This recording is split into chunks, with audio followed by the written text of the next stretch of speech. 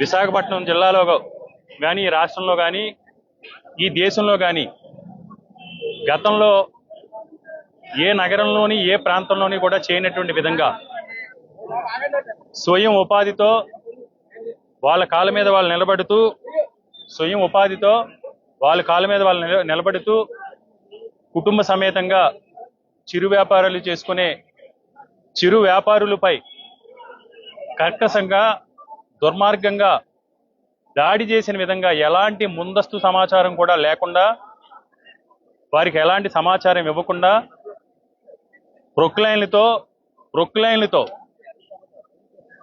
చిరు వ్యాపారుల యొక్క బడ్డీలను కానీ షాపులను కానీ ఒక విధ్వంసం సృష్టించినట్టు ధ్వంసం చేసి ఆ వ్యాపారుల కుటుంబాల్లో ఆందోళన కలిగించి ఈరోజు వాళ్ళు ఊపిరి ఆగిపోయే విధంగా ఆపరేషన్ లంగ్స్ పేరుతో వాళ్ళు ఊపిరి ఆగిపోయే విధంగా ఈ కూటమి ప్రభుత్వం ఒక దుర్మార్గమైన కార్యక్రమాన్ని విశాఖపట్నంలో చేపట్టడం జరిగింది.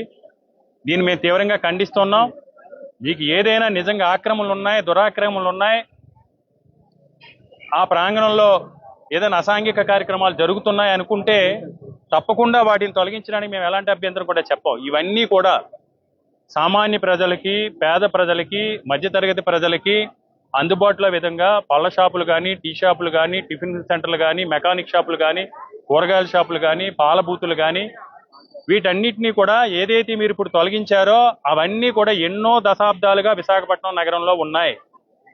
వాటన్నిటికీ కూడా జీబీఎంసీ అధికారుల నుంచి ట్రేడ్ లైసెన్స్లు ఉన్నాయి, ఐడి కార్డ్స్ ఉన్నాయి, ఎవరైతే ఎలక్ట్రికల్ డిపార్ట్మెంట్ నుంచి విద్యుత్ మీటర్లు కూడా ఇవ్వబడిన షాపులు ఇవన్నీ కూడా.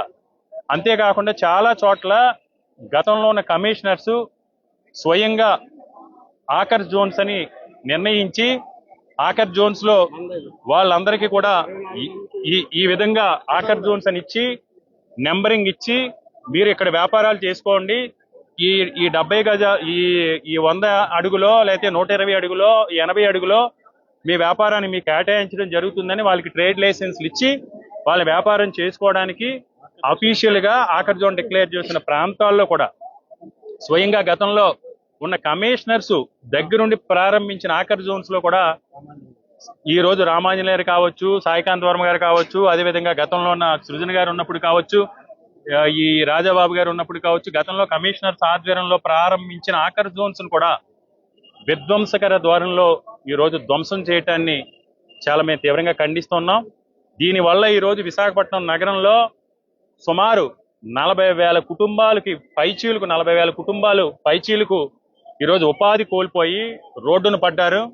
వాళ్ళందరూ కూడా ఈరోజు పెద్ద ఎత్తున ఆందోళన చెంది ఆ కుటుంబాల ఆర్థిక భారంతో వెలవెల్లాడుతూ ఉన్నారు. ఎందుకంటే ఇవన్నీ కూడా డైలీ ఫైనాన్స్ కో లేకపోతే ఎక్కడో బ్యాంకులోనో చాలా వరకు కూడా వీటిల్లో కూడా ముద్రా లోన్స్ వచ్చినాయి. గతంలో జగన్మోహన్ రెడ్డి గారి ప్రభుత్వ అధికారంలో ఏ విధంగా అయితే చేదోడుకి అర్హులు వీళ్ళందరూ ఇప్పుడు ముద్రా లోన్స్ కూడా ఇచ్చున్నారు. ఆ చేయుత ద్వారా కూడా వీళ్ళందరినీ కూడా ఆదుకోవడం జరిగింది.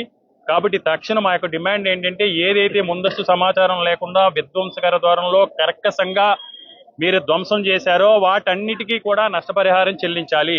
రెండోది ఏదైతే ఆకర్ జోన్స్ లో గతంలో డిక్లేర్ చేశారో వాటిని కంటిన్యూ చేస్తూ వారందరికీ కూడా ఈ చిరు వ్యాపారులందరికీ కూడా ప్రత్యామ్నాయం చూపించాలి.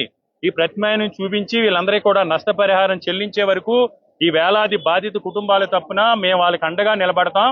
ఇది ఆరంభం మాత్రమే. మీరు కనుక ఇలాగే నిరంకుశ ద్వారంతో వ్యవహరించి మీరు ఏం చేస్తారో చేసుకోండి అంటే తప్పకుండా వీళ్ళందరి తరఫున కూడా మేము ఎలాంటి పోరాటానికైనా సిద్ధం. వీళ్ళకి న్యాయం జరిగే వరకు కూడా ఈ ప్రభుత్వంపై పోరాటం చేస్తా ఉన్నాం. ఈ సందర్భంగా విశాఖపట్నం నగరంలో ఉన్న ఈ జిల్లాలో ఉన్న తెలుగుదేశం పార్టీకి సంబంధించి, జనసేన పార్టీకి సంబంధించి, బీజేపీ పార్టీకి సంబంధించి ఎమ్మెల్యేలు కానీ, ఎంపీలు కానీ, మేయర్లు కానీ మేము ఒకటే ప్రశ్నిస్తున్నాం. మీరు వీళ్ళ కష్టాలు మీ కంటికి కనపట్టలేదా? ఈ రోజు ఈ నగరంలో ఈ కూటమి ప్రభుత్వం అధికారంలోకి వచ్చిన తర్వాత అనేక అక్రమ నిర్మాణాలు జరుగుతూ ఉన్నాయి. పేదవాడు చేసుకునే వ్యాపారాల మీద గుడ్లగోబల్లా పడి మీరు ఈ రోజు దాడి చేసే ప్రయత్నం చేసి మీరు కళ్ళున్న కబోదుల్లాగా అక్రమాలు, గడ్డల ఆక్రమణలు, లేకపోతే 5 అడుగుల రోడ్లోని 6 అడుగుల రోడ్లోని కూడా భారీ భవనాలు నిర్మిస్తే కళ్ళు మూసుకుని ఈరోజు సామాన్య ప్రజలపై పడటం ఎంతవరకు న్యాయం? ఇది మీకు అన్యాయం అనిపించట్లేదా? మీకు ఓట్లేసి మీకు రాజకీయ భవిష్యత్తునిచ్చిన ఈ ప్రజల్ని ఈ విధంగా ఇబ్బంది పెట్టి వారిని క్షోభకు గురి చేయటం మీకు ధర్మమేనా? కాబట్టి మీరు ఎప్పటికైనా సరే ఇక్కడ ఉన్న శాసనసభ్యులు కానీ ప్రజాప్రతినిధులు కానీ తక్షణం ఈ ప్రజలందరికీ కూడా క్షమాపణ చెప్పి అధికారులతో మాట్లాడి వీళ్ళకి న్యాయం చేయాలని, ప్రత్యామ్నాయం చూపించాలని మేము వైఎస్ఆర్ కాంగ్రెస్ పార్టీ తరఫున ఈ బాధితులందరి తరఫున ఈ తోపుడు బళ్ళు కావచ్చు, బడ్డీలు కావచ్చు, వీళ్ళందరి తరఫున కూడా మేము డిమాండ్ చేస్తా ఉన్నాం.